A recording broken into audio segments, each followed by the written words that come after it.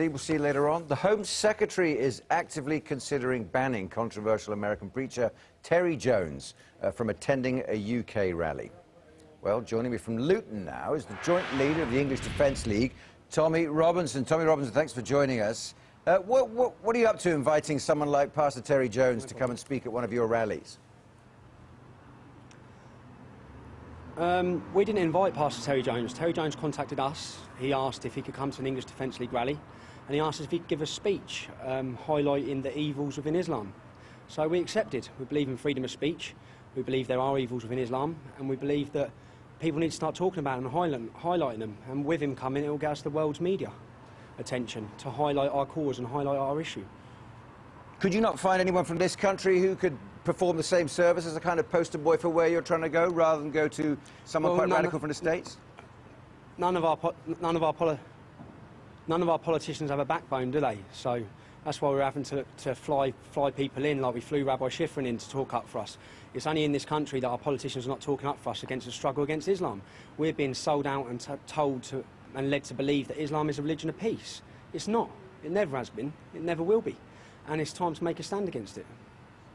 Well, how do you propose to make that stand? I mean, the EDL's been around for, what, a year and a half now, and so far, for the general public, it seems to be related only with disturbance rather than politics. I wouldn't say that. It's as we get bigger and as we grow, and at which we are, we're at 66,000 members now.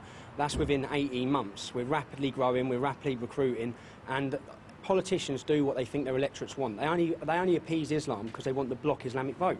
And when they realise that enough people in this country are fed up of militant Islam and Islamism, they'll start speaking up when they feel they've got courage to. But political correctness and being beaten down with this racist tag, which everyone's had for 15 years, everyone's too scared to say anything.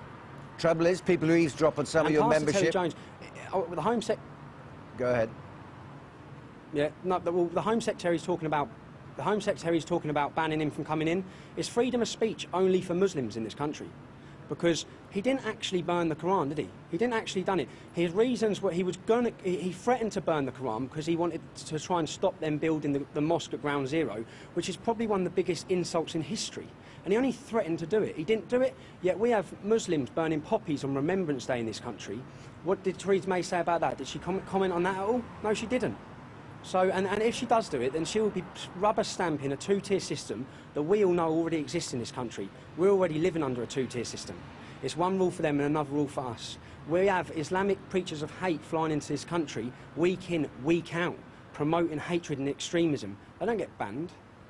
Well, some of them do. Some of them do, Tommy Robinson, some of them do. But with your 66,000 members, as you say, you're going to have to form this into something a bit more organised than the public face of the EDL at the moment. I mean, what kind of political platform are you eventually heading towards? Are you going to be part of the BNP, part of the National Front? How's it going to work? We're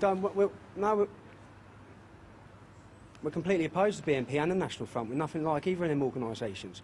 We're a multicultural organisation made up of every community in this country. And we don't want to be a political group. We want to be a pressure group to pressurise the politicians into listening and doing what they should be doing anyway, appeasing the majority rather than the minority. But nevertheless, that's going to have to be coordinated in some way for it to have any effect on the politics in this country. How are you going to do that? Because at the moment still, as I said, the EDL has a reputation amongst the general public for being something very fringe, it certainly doesn't appear to be something represented by 66,000 supporters. Well, it is. That's because the media are playing it down. It's the propaganda used against us. The leftist media are always demonising our organisation. They don't even put it on the news, certain things that are going on. We have 2,000–3,000 people turn up at demonstration. They say there's 500 people turn up at demonstration. They're trying to play it down. And we have built divisions in every single town and city in this country. We have got more activists in our organisation than any political party has. Give me an idea, Tommy Robinson. What's your vision for this country, or indeed the British Isles, 10, 20 years down the line? What's your vision for the future? The vision for this country, 20 years down the line, we will be overrun by Islam, because Muslims are breeding at 4.4 children. That's what they're having on average. We're having 1.3. Now, they keep saying that we're a minority, we're a minority. Their communities are going to quadruple over the next 20 years. Now, that wouldn't be a problem if they were integrating.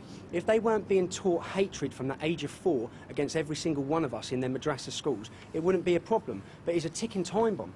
Unless we wake Middle England up now to realising what is coming to a town near you, in towns and cities like Luton, where I live, it's a disaster waiting to happen.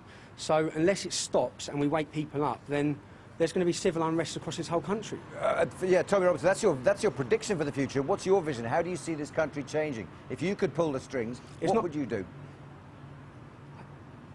If I could pull the strings, I'd deport any Muslim that doesn't swear allegiance to the Queen and country. Anyone that goes against trying to undermine our democracy with Sharia law. Get rid of all the Sharia law courts. Stop all Islamic immigration into this country. And deal with terrorists and Muslim extremists the way they should be dealt with. Deport them. OK, Tommy Robinson from the EDL, thanks for joining us on Sky News tonight.